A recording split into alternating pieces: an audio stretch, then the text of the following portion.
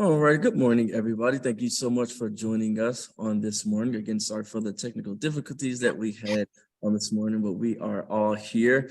Just to make sure everybody is in the right place. This is communicating youth work to stakeholders, where we will be discussing program evaluation for OSTs and going through logic models. And so this is something that is important to our work because a lot of us, well, all of us are doing great work. And we have to be able to capture the work that we are doing and also be able to communicate that to stakeholders. What exactly are our outcomes? How exactly are we impacting the lives of our young people? And so that's what this workshop is today. And then to, measuring out of way fashion, if you could put your name and the organization that you are representing in the chat, that would be helpful for us for our attendance purposes. Again, your name and the organization that you are representing in the chat. Today, our facilitator will be Ms. Krista Drescher with the Drescher V Nonprofit Consulting. So we are elated to have her here with us today. She is super knowledgeable and an expert at this. So we are in good hands with her. And I'm super excited. Thank you so much, Krista, for being with us. Again, your name and the organization that you are representing in the chat. And I will go ahead and hand it over to you, Krista. Thank you so much. All right. Okay. How can I can be heard. Is that right? Okay. All right. Hello, everybody. A little slow getting started, but we are ready. As Antonio said, I'm Krista Drescher. I probably know a lot of your organizations, if not your names. So we're going to go on and get started. And our learning objectives for today are, as Antonio said, a case statement, communicating that to your funders, a logic model, and ultimately evaluation. So I was going to do an icebreaker. I'm going to try to do it over Zoom. We have a participant here, so you might get stuck with it. So this might bomb, but also first, I was going to say, if you need to use the bathroom, it's over there. And also, I just got trifocals this week. So if I trip or I'm doing this, that's why. Okay, so here's the icebreaker. I want everybody to think of a song that most people will know, other than We Will Rock You, because don't use that one. So I want you to think of a song, take 10 seconds, and then I need 3 volunteers or 2. How many are on the call, Antonio? Right now, looks like 2 and then 1 in person. So okay, all right. So I'm going to ask all 3 of you if you would like to do this. Okay, what I want you to do is to hum a song, and then whoever gets it guessed in the shortest amount of time wins. So I'm going to time us. So I'm going to give whoever wants to go first, raise your hand. I'm going to time us. All right. Who wants to go first? 1 here and 2 out there. I'll go first.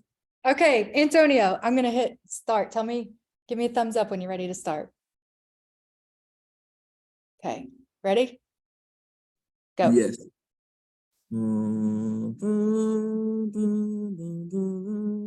Oh, I know. Come on. Come on, come on. All right. Over the rainbow. Yes. All right. Well, you got it in 13.58 seconds. Okay. And that's only because I knew it. So we'll start, whatever. Okay. Who wants to go next? I can go next. Okay. Tell me. All right. You want to. All right. Okay. Can you hear me? Can you hear me? Okay.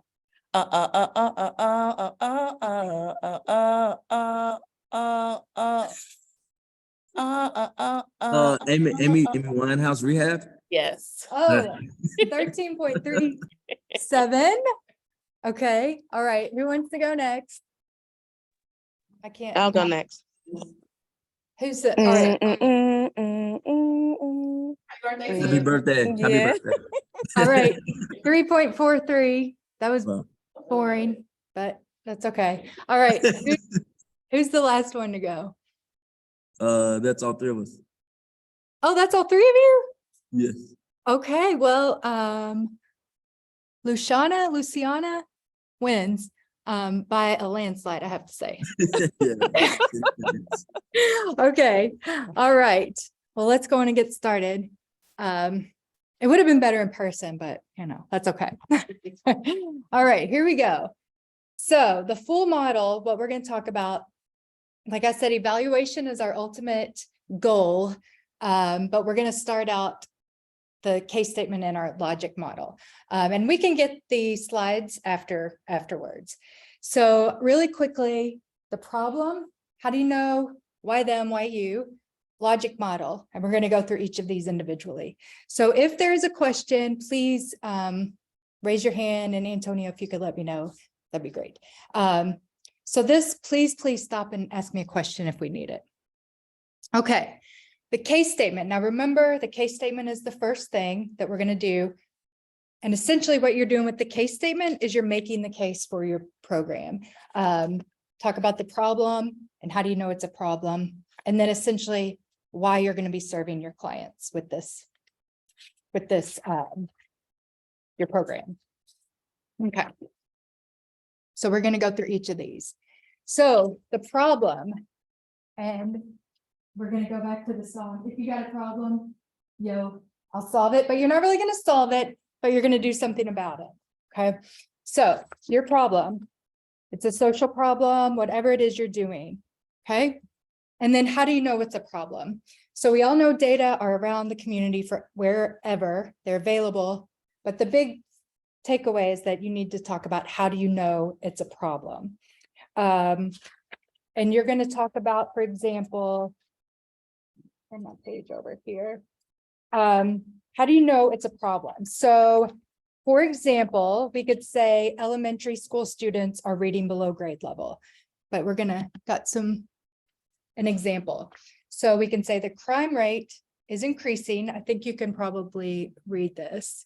Mm-hmm. So the important thing is to note here, how do you know it's a problem? So you want to talk about right here, the data, it increased by blank %, and you need to show your source. So for this one, it's LMPD. So does anybody, Luciana, and we got Whitney coming and Janelle, does anybody want to talk about an example for a problem? You can unmute yourself, or Janelle, you can speak.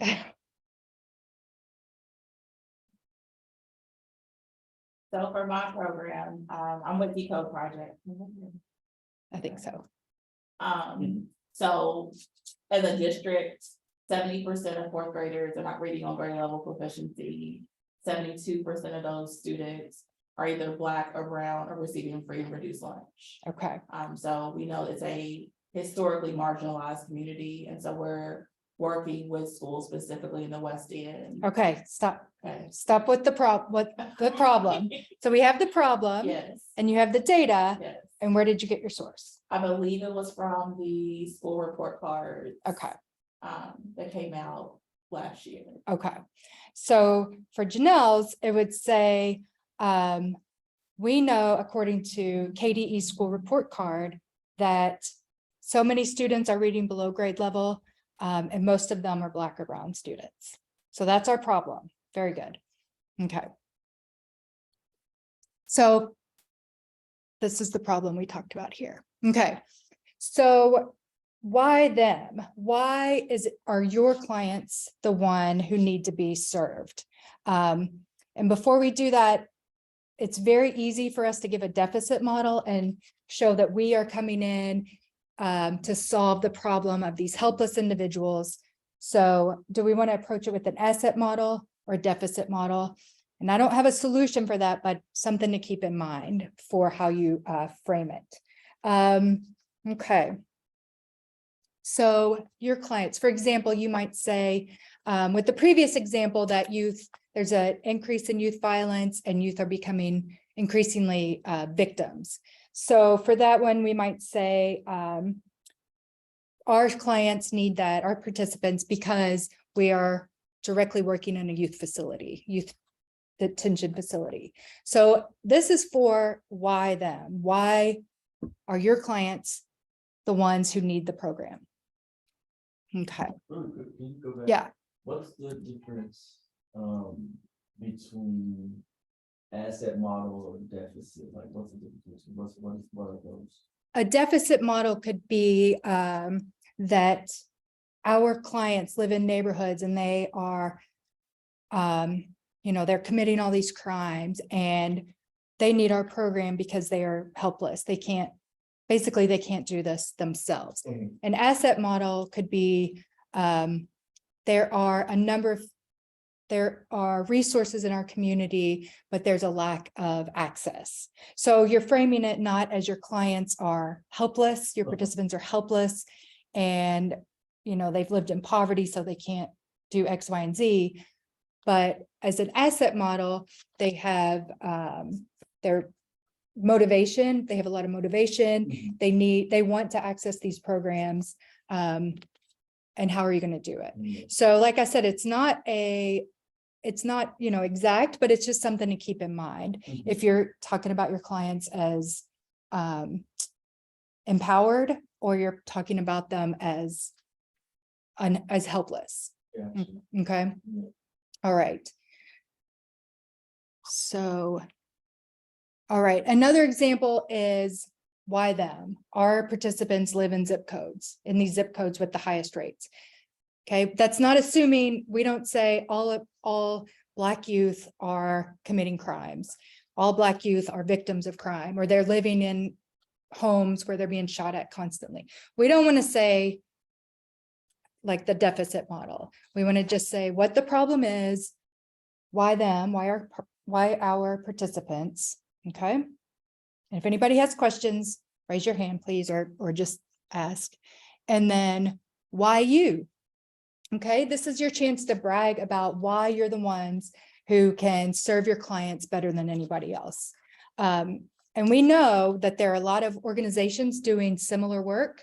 So this is your opportunity to talk about how you are better served, better equipped to handle the problem or address one with your clients. And Janelle and I were just talking about how it's sometimes a good idea to partner with people. So that your services can complement one another instead of being in competition with one another. Okay.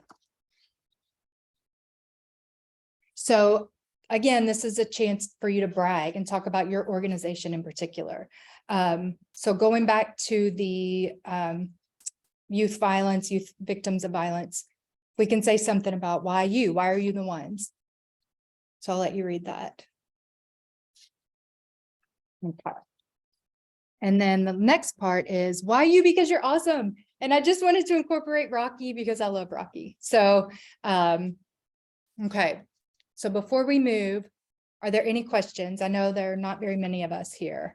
Let's see, we've got Luciana, Whitney, and Janelle here. So are there any questions about this basic model of the problem? How do you know it's a problem? Why are your clients the ones you're particularly serving? And then why you're the best one to do it. Okay. All right, let me just check the chat here. Okay, no questions. Thank you. Can we ask how to pronounce the name? Is it Luciana or Luciana? Yeah. Can you unmute yourself? Luciana? Yes, hi. Is that? Can you hear me? Yeah. How do you pronounce your name? Luciana. Luciana. Okay, thank you. Mhm. Okay. All right. Any other questions before we go? Okay. Oops. Okay. All right. So here's an example. I know this is going to be a little more challenging with only 3 of us here, but if you want to go through this and then we can discuss it amongst ourselves, the 3 of us. So take a minute to attempt this with yourself, with your own, think about your organization, who you're serving, and why you're the best one to do it. Okay. So take about, I don't know, 3 or 4 minutes, and then we will discuss it.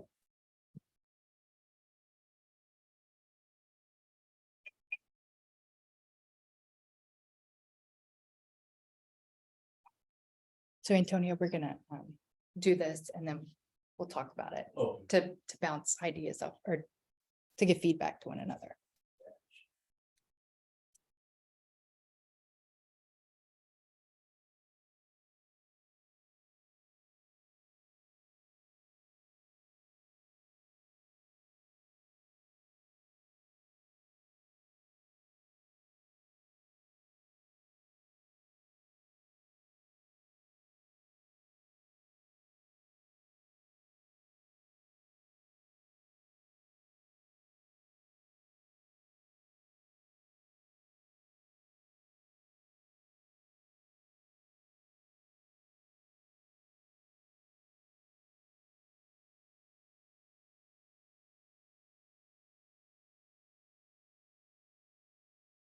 I'm judging the time on Janelle here, so.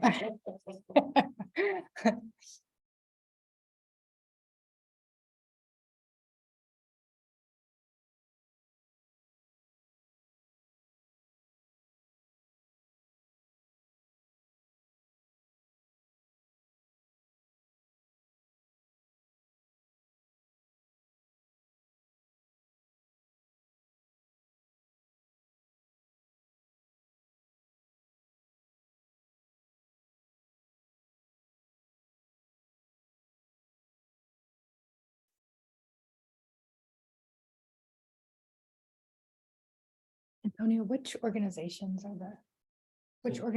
are the other two from, do you know? St. George's and. Oh, okay, Witness from St. George's.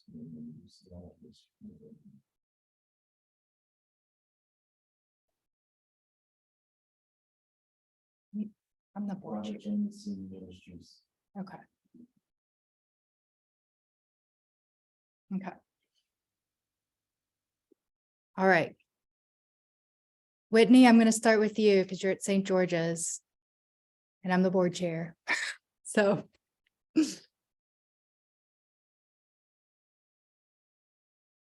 Whitney, are you there? I don't think she's there. Okay. Luciana, you want to share? Get some feedback? It might be yes, Janelle. They might have all left.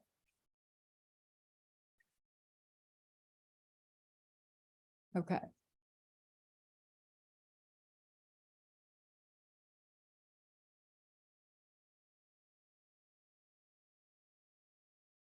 Luciana said she's at a doctor's apartment, so she's in and out. Okay. Whitney, is she in there?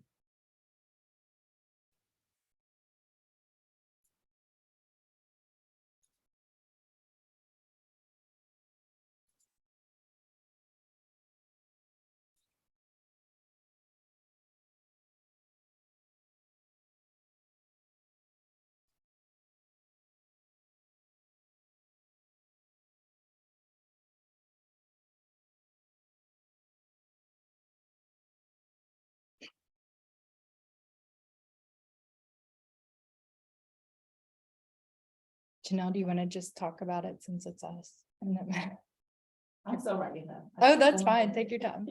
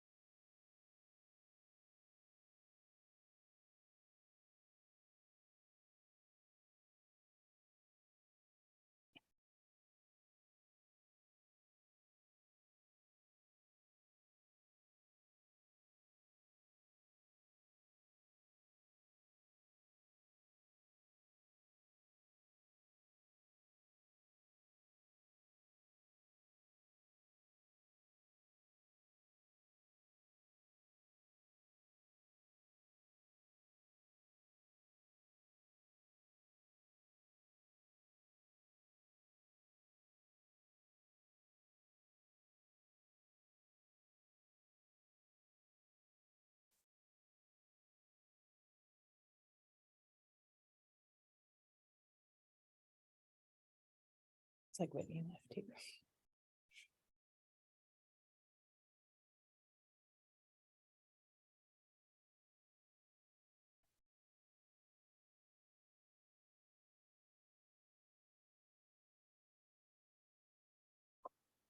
All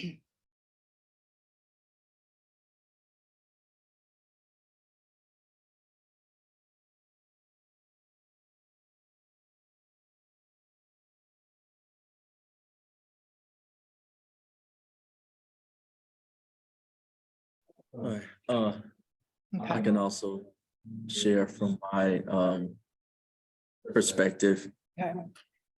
So the problem is for us is that like we have grassroots organizations who do a lot of great work, but don't really receive the attention nor the funding that larger organizations get. And so how do we know it's a problem? One, we hear directly from our partners in regards to what their needs are. And like funding is always one of those things. And when it comes to the grant opportunities and awards, a lot of our grassroots organizations are underrepresented Mhm. for those. And so why them?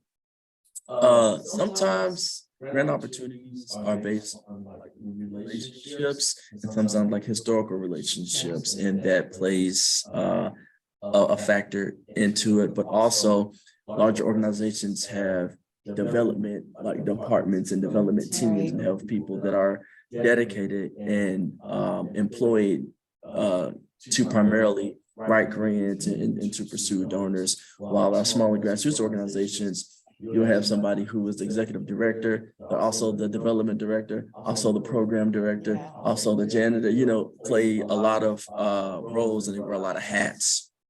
And so why them? I think just because of that purpose, like the relationships piece, and they wear a lot of hats. And then why you means why are you the one? Why are you the right organization to address this problem? Why in particular? Gotcha. So we are a nonprofit, but we are also a funder as well. And so we are able to use that those roles to be able to target grassroots organizations and to be able to provide them with resources to be able to, one, position themselves to form relationships and to win grants, and also equipping them with resources such as like this training and development and just a network of other organizations who are doing work around young people, and to be able to collaborate and also meet other people and form relationships. Yeah, that's good. You've got a network, you have resources to help organizations and address the problem. Okay. Janelle, I go? Yeah. So our problem is, according to the Kentucky Department of Education SOAR report card from last year, 70% of our fourth graders in the district are not reading on grade level proficiency. 72% of those kids are Black, Brown, or receiving free and reduced lunch. And so we know that the West End specifically is historically underserved. And we also know that there are brilliant people and hardworking families that live in this area who deserve quality education for their kids. However, there's a lack of access to the programs that provide those foundational skills, and also the curriculum typically costs thousands of dollars for assessments and to continue that kind of literacy. And so we come in as a resource to caregivers. So it's not just us relaying that information to our students. We're also sharing that with our caregivers through workshops, orientations, and our newsletter. We also build relationships with our kids. So they are usually working with 1 or 2 people throughout the 15 or 18 week block of time is there with us. Some people are even working with people over the course of 1.5 years. Okay. And so that being another trusted adult in that student's village is super important. And also we're just doing something that kids don't ordinarily get within their classroom setting. So we're focusing on not just can they read, but are they confident as readers? Do they have skills where they can read independently? Do they understand that there are 26 letters that have 44 different sounds, and how those letters sound relationships work to then put Okay, together words and sentences and therefore. So yes. it's Okay. a wraparound service that we provide. Yeah, that's perfect. Perfect. Yes, you did a great job of why them, why you, and how do you know it's a problem? You used the data sparingly and it made sense and it was straight to the point. Everybody can follow along what you're saying. So excellent job. Antonio, do you have any feedback for Janelle? This is time to bounce each other, to help one another, to get good feedback, especially since you all fund programs. Right, exactly. So, I mean, from the funder's perspective, knowing what problems that you're trying to solve is helpful. And also knowing how you plan to address and solve that problem, knowing how you or your organization is the solution to a problem, or you are able to help with the solution is helpful, because as funders, you want to invest in solutions to the problem and not just necessarily funding for funding's sake. Oh, we got funds, so we're just going to give it out just because. No, it's like we want to solve problems too, Yeah. you know. And so the clearer you are able to state the problem, for one, and then also clearly stating the solution, that is most helpful. Right. So are you saying more data as far as about us, like the results that we've seen? We're gonna because get of to our that. Program. This is good to think about. So yeah, so the data piece is definitely helpful, because being data informed is something that is measurable, and also you can track that, you know. So are you making progress? Are you actually, you know, are they moving the needle on something that's measurable? So the data does. Okay. And build on that, the how do you know it's a problem part is just the scope. It's not measuring your impact just directly. Is that right? You're just saying this is a problem because, Yes. and then in a little bit, you're gonna say what we're gonna do to Yeah. change that. Okay. That was helpful, thank you. Yeah, that was great. That was really helpful. And Luciana, I know you're not available, but if you want to unmute, if you're around, this is your chance, and we can come back if you want. Okay. All right. So I want you to keep in mind that the reading data that you mentioned. Okay. All right. So the full model is the case statement, logic model, and then the evaluation. So we just covered the case statement. And it's not a formula. It's mostly a framework. So think about it as exactly what you did. This is the problem. I know it's a problem. My clients are these people, and we're good to do it. Okay. So that's your case statement. So the next part is the logic model. Okay. And this is where we're going to talk about how you're going to address the problem. Okay. All right. Back down here where the case statement, it says the problem. How do you know? Why them? Why you? Okay. So these are the components of the logic model. And we're going to talk about each one more. But it's think about it. I want you to go back. Where do you see those arrows there? The inputs lead to the activities, outputs, outcomes. So the case statement will lead into the logic model, which will lead into the evaluation. Okay. So the logic model, again, it should be a logical process here. And again, it's a framework. It's not a formula, it's just a way to think about it. Okay. So inputs are what you're starting with. And I feel like this is the hardest part for me, just because so much of it seems obvious. You have a staff, you have partnership, you have a physical place to work. So those are just the things you're starting with. Okay, the activities, this is where you get to talk about what you're doing. You provide tutoring, you're doing the reading intervention. So this, you should also, if you can, if there's a specific intervention. So if you're using like Krista Pineapple reading intervention, like you should name the specific intervention if you have one. Okay. So do you want to go through that and share, and we can do some feedback on that? With this section, Yes, what your activities, what it is you're doing. we are doing one-to-one or small group literacy mentoring. So we're not doing homework help or tutoring. Excellent. We're doing these engagements using structured literacy, also known as the science of reading. Okay. That's excellent. That's excellent. My son does that. The homework help is really not the same Right. as internalizing it. So that's perfect. And Perfect. For us, there too, so we do like, in professional development, we have convening, where we convene partners, just for network and also to disseminate information. First, we have funding opportunities, Mhm. for partners.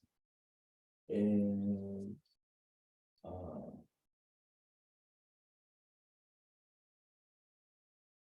and we have, supports for grassroots organizations as well. Okay, like resources, like trainings and, What- So it's a specific program, it's called the Ucali Project. And so we partnered with the Butterfly Group with Talking Center Pula. And she provides like program development. And so it takes them through like kind of like this process, and she gets you prepared to submit grant applications. okay, So any of the information that you need, the documents that you need to get you prepared for that, and then she also submits for grants on your behalf. wow.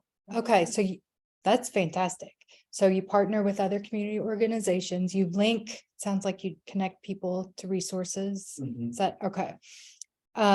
Those are great. Those are great. Do you all have feedback for one another that might improve it or to make it more clear? It's pretty,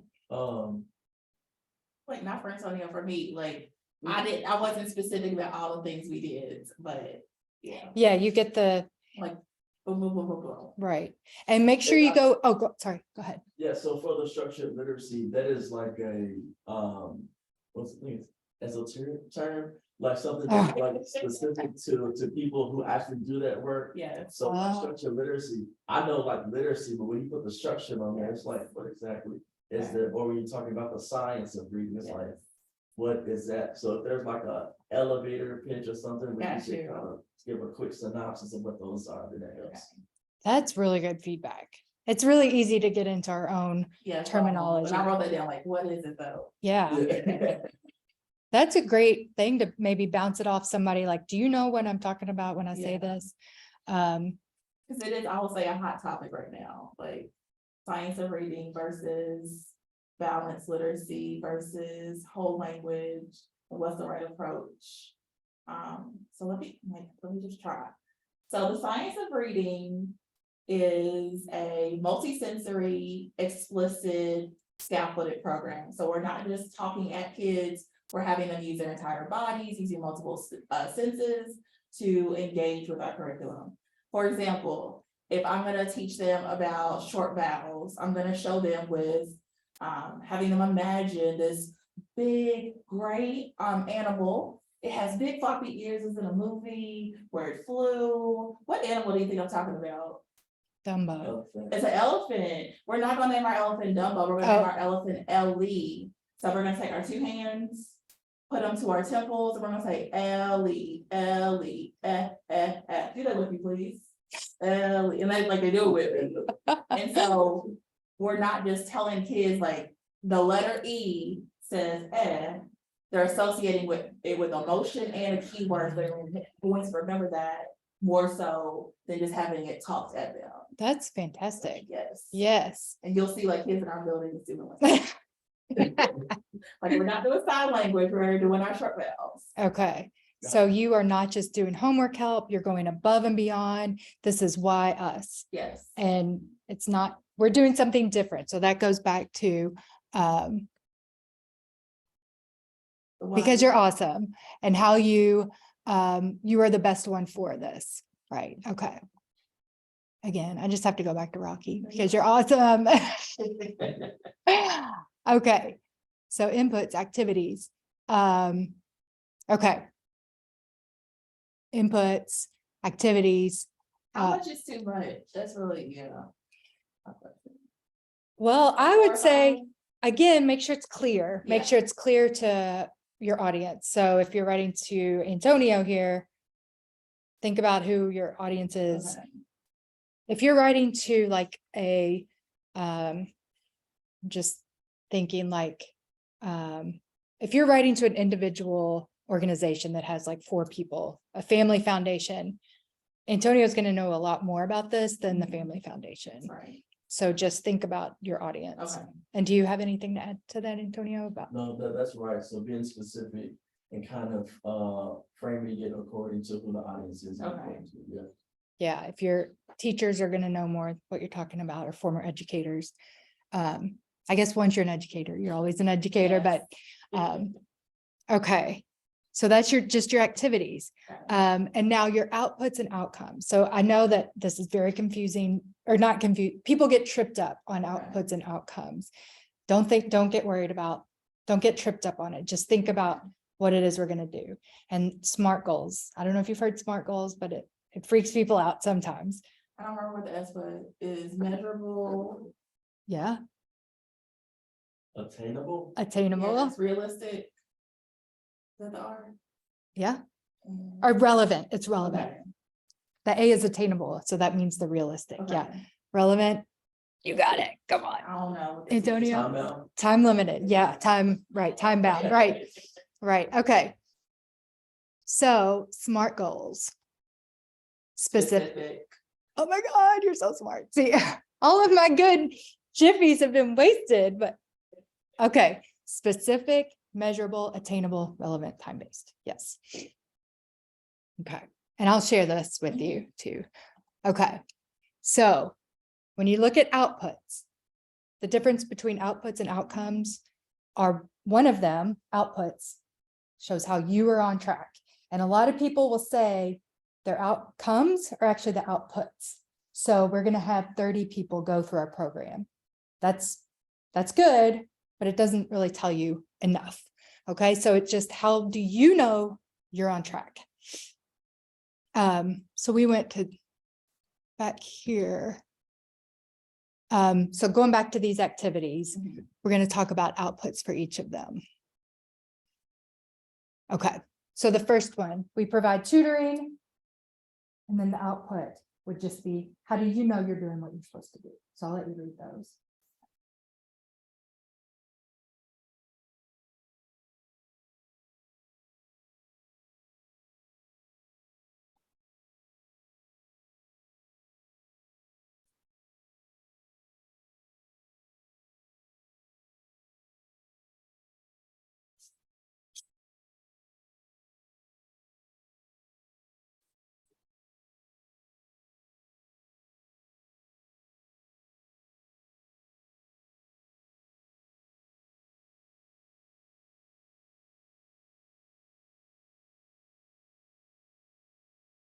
Okay, so these are the ones we talked about before. Now, these just tell you, are you doing what you're supposed to do? They don't tell you anything about your student. So you might say, we've got 10 kids going through the program, 9 of them finished. Okay, good. How do you know they're benefiting? Okay. Does that make sense to clear? Okay. So if it's attendance, it's about, like if you're, one of your activities is on attendance, you're thinking about completion, not the actual results Yes. of the attendance. Yes. Okay. And also I'm seeing something, so the output, so, because I'm seeing like a blurred line between activities and outputs. So the activity is just what your organization does, but output is what you will do. Yes, it's your prediction. Okay, so When you're prediction, doing a okay. grant, you'll say, for example, my output will be 40 youth. And our output will be how many graduated. And if you're doing a grant proposal, you'll want to predict that we want 35 to graduate. Okay, do you all want to talk about your programs? You want to go first, Antonio? Yeah, so for us, our output, I think we more so do like we know the activities, the things that we're going to do, but not necessarily we don't predict Okay, if that makes sense. So this will be something that we would need to do in regards to how many we plan to reach or whatnot. So outputs is kind of what we don't have. But if I was to say something right now, so I would say we will provide training and professional development opportunities twice a month. okay, that's good, Is yeah. that okay? All right. So one way that I think might be helpful is to think about it in terms of, we're gonna put $100 into this. And then if only one person shows up, it's gonna be $100 per person. But if you get 100 people to show up, it will be $1 per person. So not that that's just a way to think about it, like when you're measuring your work, you're measuring what it's paying per person to go through it. Okay, Janelle, you wanna give it a shot? Like caregiver orientation. So we provide caregiver orientations to all of our students receiving our mentoring. So I'll say of the 21 decoders that receive our services, be realistic, 10 caregivers will receive resources through our caregiver orientation. Okay. Okay, so the prediction will be for your grant proposals or your goal, it will be what you're shooting for. And then your actual outputs, when you're done, how many did it? Sorry. Yeah. So you can think of your prediction is what you want. Okay. And then the actual outputs, you'll count it at the end. Gotcha. Does that make sense, Antonio? Mhm. Okay, Yeah. okay, you do the face that I do, like, Yeah, I'm like, that's my resting face, like people are, process. yeah. Like, Krista, what's wrong? Am I upsetting you? I'm like, this is my face. So, okay. All right. So this tells you what you did, how you know you did what you're supposed to, but it doesn't tell you anything about your participants or their youth. So that's what our outcomes will be. And again, don't worry about outputs, the terminology, but just think one is about you, one is about your clients.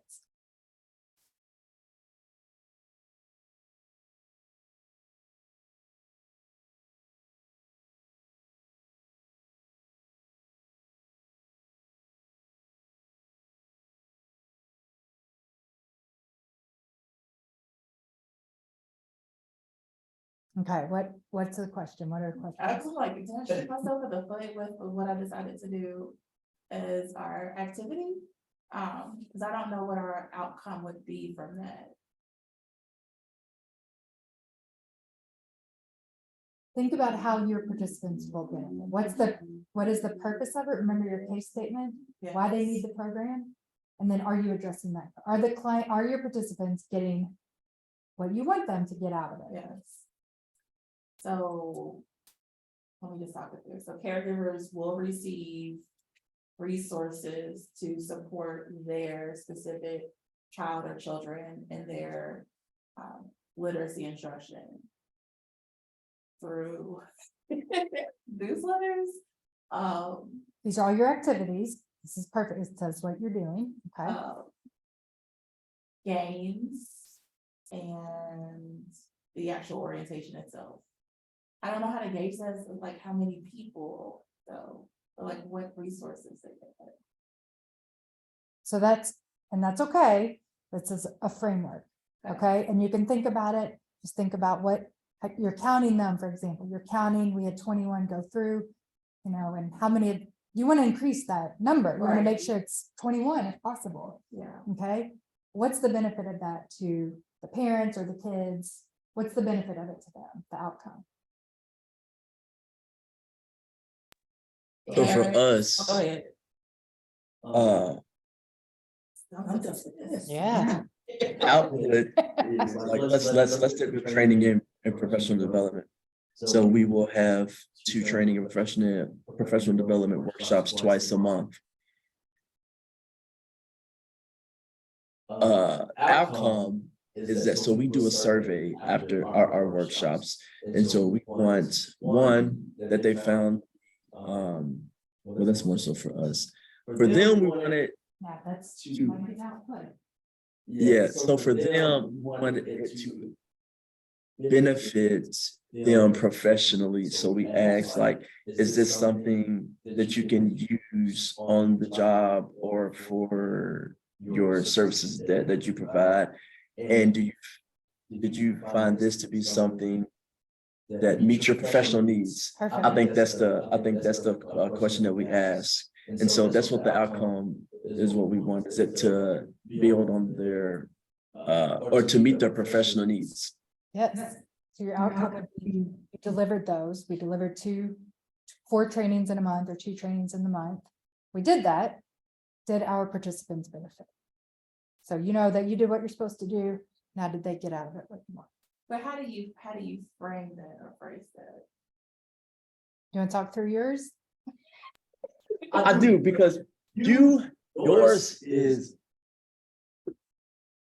measurable. So when you think about like literacy, you can measure the words that young people are learning. No, yes for that, but like we're doing caregivers and Oh, their so- orientation. Like, so we also want to resource families, not just the kid. Gotcha. So for this one, so this program you're talking about, you provide resources for the caregivers to help their young people at home. Yes. Okay, so then it sounds like you could do a survey as well. One, asking them if they see improved performance with reading or literacy. And you got MAP scores such as, like, I think it's a reading grade or score that they have, and you can look at that as well. So based on the resources that we have provided, looking at those MAP scores, and then also report cards, I guess, if they have like some type of reading class or language arts or something like that. So those things are kind of measurable, and you can see based on the services that you provided, have they improved since they started your program, and you can look at those data points. Okay. That's excellent. But does that get to the heart of like caregivers being resourced, not just the child? What's your end goal? Is your end goal that the parents? Both. Okay, so those are excellent ways to measure it. So the output is the parents went through the program. Right. That's what, you know, you're on track. Yes. The outcome is how do you know your participants got what they were supposed to get out of it? So this is, Right, so what is the purpose of you all providing the resources to the parents or the So caregivers? they're better able to navigate like what's happening within the school, have a better conversation with their teacher on what the actual needs of their kids are. So a lot of our caregivers are like, our teachers don't really talk to us. They're telling me they're reading below grade level, but they don't really know what that means. They're not given any kind of like, do this, like any activities, anything to help. And so we're stepping in to say, here's where your child is. We gave you an assessment. Here's the data. Here's what it means. And here's some things you can do immediately, like outside of us.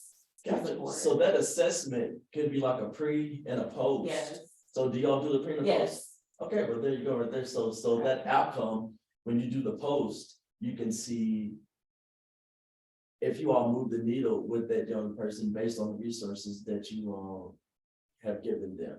correct. I have something to add to that, if your goal is to engage the parents, to empower them, or you wanna, I would say the first step is to see, have the parents begun to engage with the school. So that would be the first step, Okay, to say, we put you through this program that will help you engage. Now, are you using what we taught you to engage? And then however you wanna figure that out, if you wanna say, and even utilizing the ad hoc resources that are being provided. yeah, yeah. And it doesn't have to be. It could be back to the parents, have you felt empowered, more empowered than you did before, or, you know, some way to Yeah. measure it. 'Cause I know we usually do an end of semester survey for our caregivers, but they're not tailored to the actual resources that we're providing. We're just asking like how their experience was with us and How, like, if they would recommend that, like, it's not about the actual Yeah, content and and that, yeah. service. And that's That's what you need, right? right. How are they getting what they're supposed to?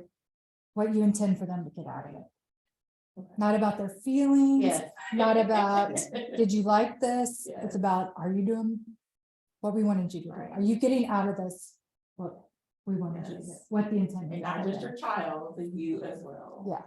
Yeah. Gotcha. So it's almost like two outcomes, like one for the caregivers and then one for The the actual young people. students, yes. And so it looks like you have things to measure for the young person, like the assessments, but then you need something for the caregiver Yes. to assess if you have moved the needle or whatever you intended to get out of that service or resource. Did they get it? Yeah. Yeah, and then even beyond that, you can say, our goal is when the parents are engaged, the students will benefit. Yes. And you don't necessarily have to measure that with this one, that could be your next measurement, but your immediate program is to engage the parents. Yes. And then if the parents are engaged, your goal is for the students to ultimately benefit. Yes. So I don't have a direct answer, but No, that's, that answered it. again, Like, it's a both and framework. for us, yeah. It's a framework to go back to, well, where to go? Anyway, I just want to show my GIFs again. Right, so how do you know you're on track? So it's, again, you don't have to think specifically which one's output, which one's outcome. Just think of it even as one specific thing, or we're doing what we're supposed to do, we're counting how many people go through it. But if nobody does anything, it's a waste of money. You did these trainings, but you got 10 people through the training, but they didn't do anything with it. So you're talking about the investment. It's not a great investment if your participants aren't getting what they need. Okay. So we talked about this quite a bit with what we were just going through. Okay, so let's do it. Let's walk through this. We spoke about it, but now it's time to put it into a nice package. So remember your case statements up here. Then you've got the inputs, activities, outputs. So if you need me to go back and review the case statement, what goes into that, The case statement was what we did first, like, Yeah. what's our. what's the small problem? data point? Okay. Why are you the one fit to do it? So case Yeah. is the problem, why, them, and why us. Yeah, and again, it's not a formula, it's not but think about, you're trying to make your case. This is the case statement, make your case of why your program's needed, and then you'll talk about what your program is. Okay. Okay, see, think of them as arrows: problem, logic, model. And input is,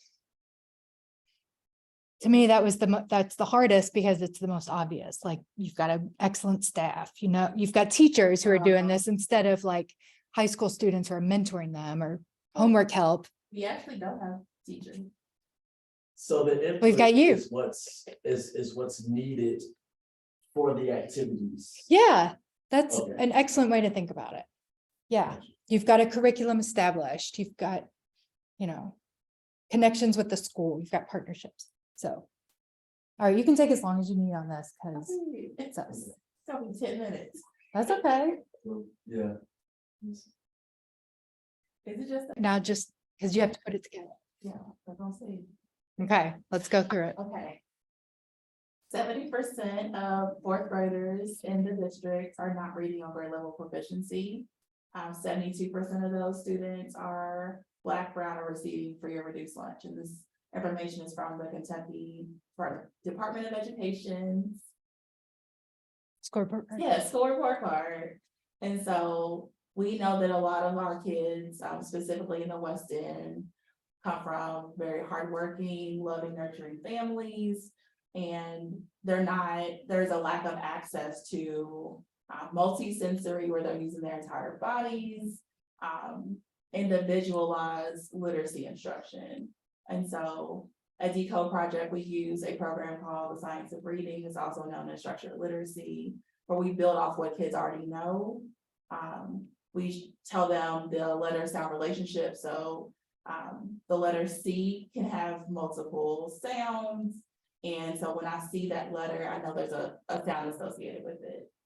And so within our program, we have typically college age students that we hire. We pay them $15 an hour. We train them for 15 hours on what our actual framework is, trauma-informed care, and child abuse, neglect, and prevention. So we're giving them resources they can use outside of our context. We give them training on how to work with kids, specifically how to work with our Black and brown kids, using an anti-bias, anti-racist framework. So acknowledging our own privileges, being college educated people, having different backgrounds, and building that relationship with our kids and our families. And so one of the ways that we do this work is having one-to-one or small group literacy mentoring. So we're not providing homework help. We're providing our kids with foundational literacy skills they're not always getting in the classroom setting. And so another one of our activities that we do is we don't just resource our students, we also resource our caregivers. We have orientations where we explain our process. We have newsletters that provide at-home resources they can use in community events. We also have workshops that go along with some of the activities that their students are working on. And so within our caregiver orientations, within our resources that we give to our caregivers, for this spring, we had 30 students who are signed up for our after-school programming. So far, 12 have received that actual orientation. We're hoping that goes up to 15 by the end of the semester. And so because of our providing caregivers with resources, we're hoping they are more engaged with their school, they're better able to support their kids at home, and know that they are their child's first teacher. What are the outcomes? The outcomes are, we have done a survey and we have determined that 70% of our caregivers feel empowered to engage more consistently with their child's teacher. They know exactly what resources that they can use for their child for whatever literacy engagement they're doing, not just at school, but with us. And there's just more of a village mentality that they feel, not just with their child's education, but there's another trusted adult that they have for their child. And then That's great. also for the young person, right? And for the students that we have, our outcomes are, all of our students show progress. We have about 150 kids we're working with right now in the 4 programs that we have. And so we predict about 75% of our students will show growth in knowing their letter names and sounds. And we'll measure that by a pre and post assessment that we do at the beginning and the end of the semester. Okay. It is a lot, but you did a great job. You know what you're doing, you know why you're doing it, and you know how you're going to see to check if you're doing it correctly. One thing is that it's for when you are thinking about your specific activities, you've got at least 2 activities Yes. going on. Which is the one that are you doing both of them? Yes. Are you doing one of them? Like for We're the doing- one specific grade or Oh, which is, these are all, this is like so comprehensive, right? yes, But if you're doing one, just stick with that one. just stick with that one for the outputs and outcomes. Okay. You can even say like by empowering the parents, the ultimate goal is to, improve the kids' reading. But you don't need to talk about that. You don't need to measure that right now because that's not what you're doing. Okay. For this. Okay. Yeah. Okay. What feedback do you have, Antonio, for Janelle? Or support how to make? So I didn't hear much on the inputs, such as like the resources that you all have Okay. for in order to provide the activities. So in regards to like, I don't know if it's staff, volunteers or whatnot. Oh, wait, no, you didn't mention that. A didn't you? little bit about like the About the training. college. I didn't specify like how many staff members we have that are doing this. Oh, that's okay. Yeah. Well, and that, yeah. If it makes Yeah, sense, do it. Yeah. And then one of the other inputs is like so, and I think it's a question for you, Krista, is the materials or like curriculum, is that an input? Yeah. And again, it's not a formula exactly, but it's, yeah, our inputs are, we've got this Janelle curriculum and this is what it does. This is our input. And this is what we have, this is what we do with it. Do we want to be like super specific, like we use really great reading and the Barton system to go along with our structured literacy framework? Or just we're using structured literacy curriculum resources? It would help. I would say what Antonio said earlier is that it's research informed or Evidence-based. evidence-based. Okay. But you don't need to go into probably in specific details as it is. All right, Antonio, your turn. All right, so our case is that we have grassroots organizations who are often overlooked and under-resourced compared to their larger organizations, large organizational peers. Mhm. And we, and that's because a lot of times when it comes to funding and resources, that is relational and it's relationship based and also capacity based. And so larger organizations have the capacity to be able to one, form the relationships, but also to research the grants and write the grants and also meet with funders and kind of build those relationships with funders and things. While our small grassroots organizations tend to wear more hats and don't have as much capacity to do that.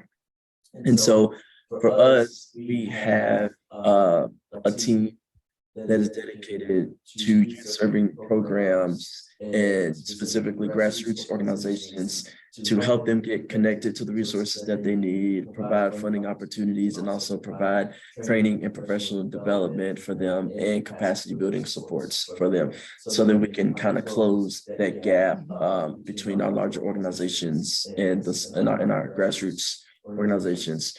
So activities that we have are training and professional development. We have specific capacity building projects and services. And we also have a network of youth serving organizations to offer opportunities to build relationships and also to collaborate with other organizations.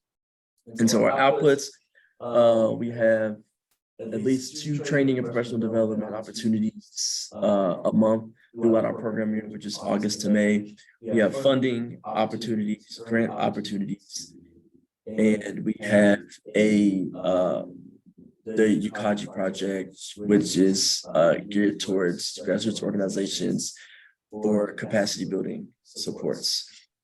Our outcomes, we want our partners who participate in training and professional development to I don't know if it's, we want to meet the need, we want to meet their professional needs. So whatever it is that was needed prior to the training and professional development, you now have the skills or the knowledge that you need to perform better with your role or to better impact the young people.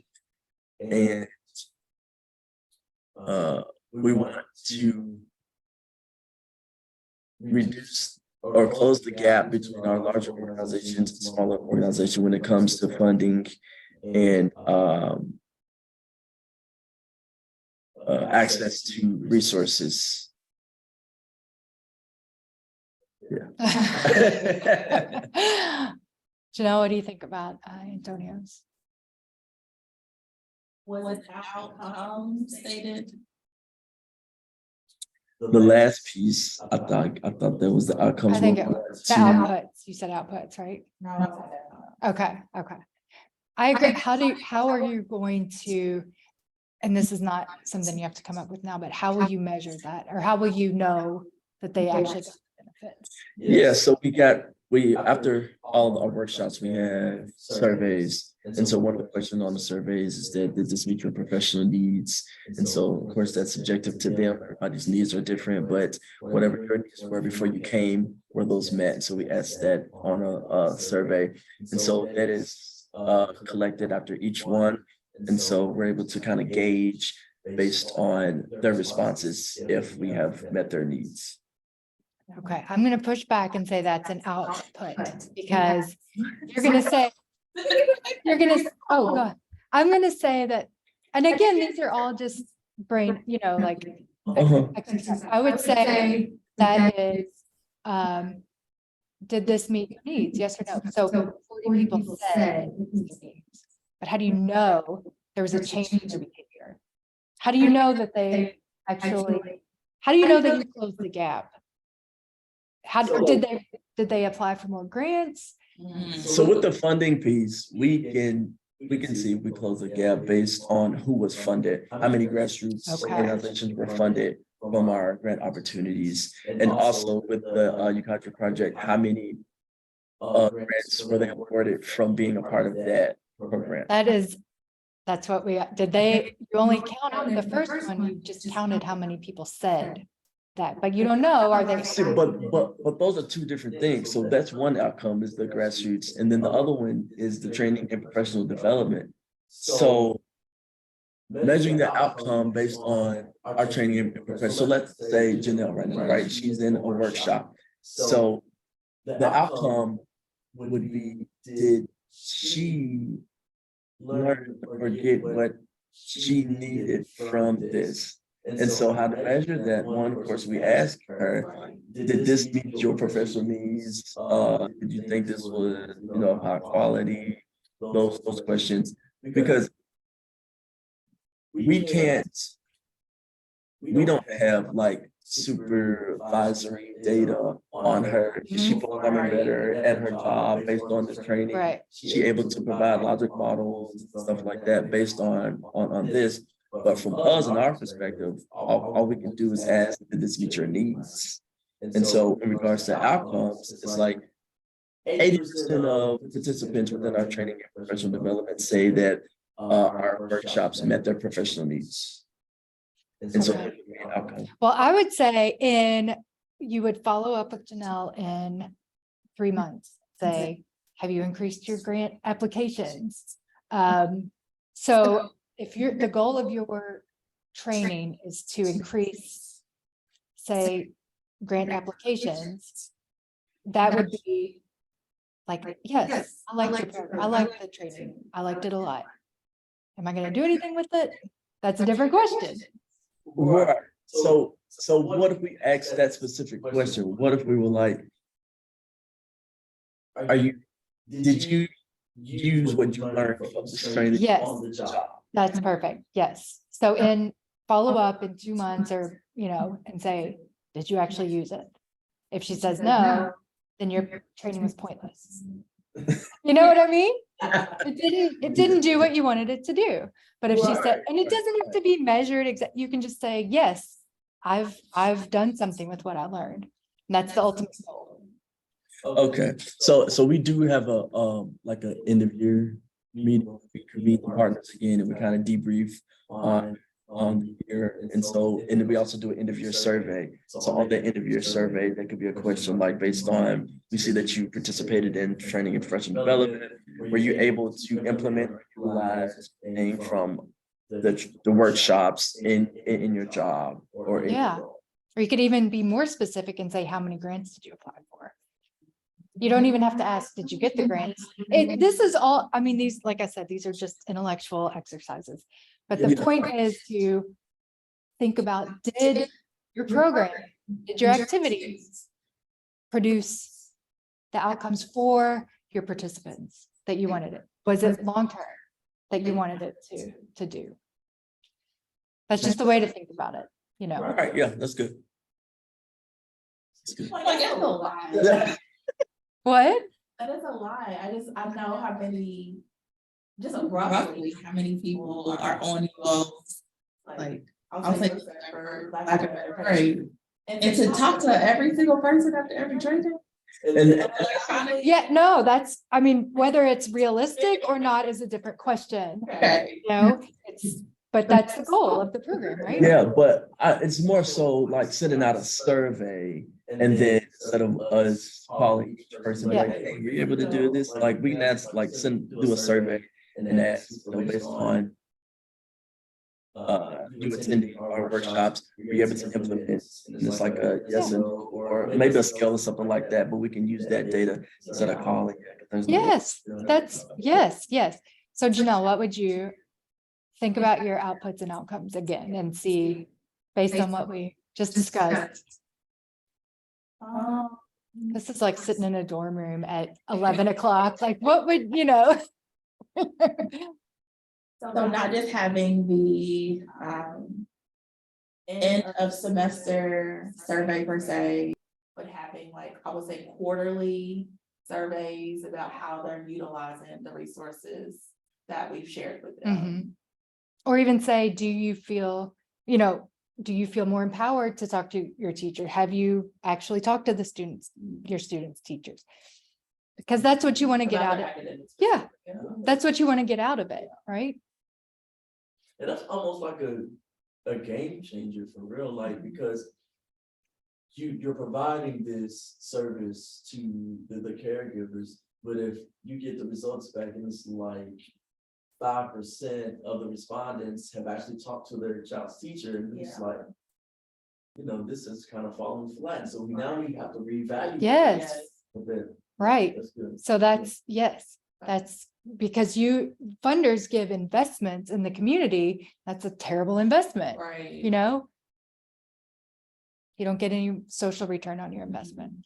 Okay, so then the evaluation is exactly this. Did you say what you're gonna do? Did your clients get what you predicted? And then explain, like you said, that they, one of you said earlier, like they didn't have transportation or whatever. They, you know, why did you get what you wanted? And then how will you change it next time? Or how will you modify your program to get better return on investment? So like if we say we had 15 caregivers that went through orientation and received resources to use at home during spring break and summer break. We do a survey and only 10% of those caregivers actually used those resources. 7% were more engaged with their school, specifically speaking with their child's classroom teacher about their reading. That would tell us that we need to revamp our Yes. approach to how we're looking at caregivers and their needs. And possibly do workshops or find other ways to better engage. Yeah, our explain caregivers. what you could do differently or why you know your program works, but what are the other obstacles to your families? I think something also that would help is like asking them specifically, like, what do you need? Or what type of supports do you need to go to the classroom and speak to the teacher? Like, if you have never been inside the school and so spoken to a teacher, why not? How can we support you in doing that? Right. And again, this is a framework for you to think No, about. that's good though, Yeah, because a lot of, I would say our caregivers talk to the teacher for behavior issues. okay. Or during conferences, and I don't think they feel comfortable doing so on an ongoing basis. Yeah. So, And when you're only in the school for behavior problems, who wants to keep going and talking to the teachers? Right. If you go in proactively and talk about how do we make my kiddo successful? Yeah. And that's it. I talked about all this and then the evaluation is one slide. You're just saying, is our program doing what it's supposed to do?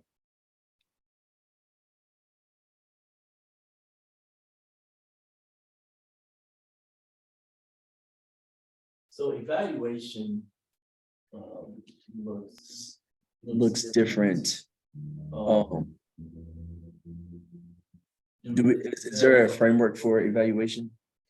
The framework for the evaluation is this. What were your outputs and were your outputs good? I mean, you're evaluating your program in terms of, did I get people through the program and then did they get any out of it? So you're evaluating your program in terms of how well you got the kids through and then how well your clients. Mhm. And this is also something where you could use like goals, like if you set goals based on like your logic models and stuff like that. Because if they're specific and time bound, it's like, one, did we do this in time? And also, did we meet whatever the goal that we had? And then you can kind of go from there. But outcomes and outputs, would those be like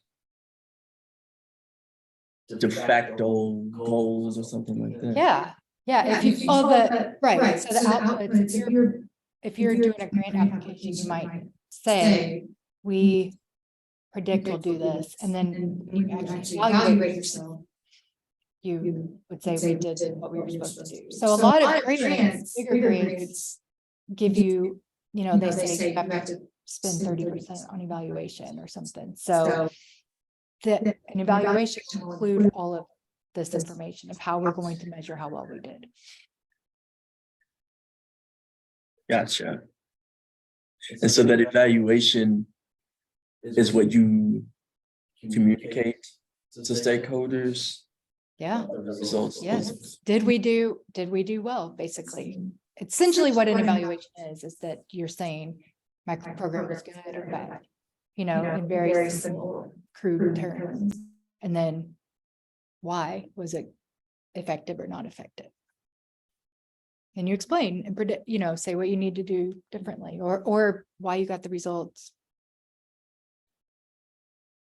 And one of the things, going back to what you said about the addressing the needs of the parents, or you're empowering the parents. I said this already, but that the theory behind what you're doing is that it will ultimately help the students. Absolutely. So you might not be measuring that, but that's your long-term goal, that going back to the goal. So again, don't get tripped up on all the terminology. It's more of a, what are we doing? Why we're doing it? Did we do a good job at it? So one of the things I think people do in evaluation is they just count their outputs. Like we got 50 people through the program, but you're not evaluating the program at that point. All you're doing is counting how many people did it, but the program itself is not being evaluated.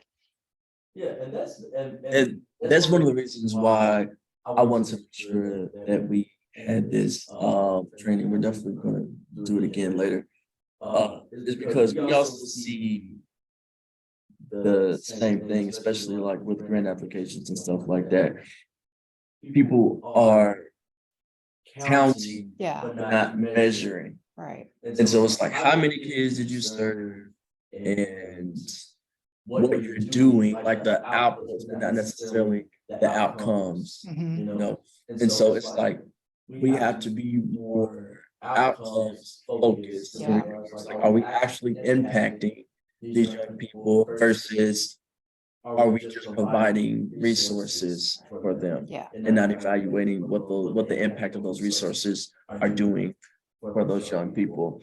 And so the problem is that we have a lot of programs that are not measuring outcomes.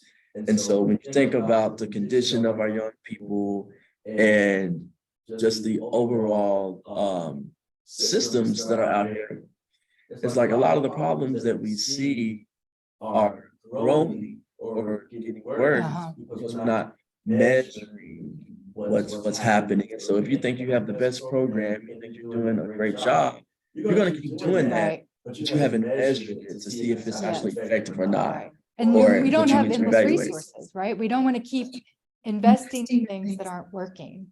And that would be a really, Metro United Way really likes to partner. I know you'll use that word and a lot of the funders in town use the word partner. It's a different way of thinking about things. So programs are going to need some support with that. And of course, because of our populations, we might have a lot of transients. So people, it's going to be hard to, in reality, get a lot of, sometimes it's hard to actually measure it, but if you have this framework of, are we counting how our youth are benefiting, or families are benefiting? Return on investment with Yeah. community resources. This is really helpful. Good. I'm glad. So stop recording, Antonio. This is last slide, Yes. okay. Oh,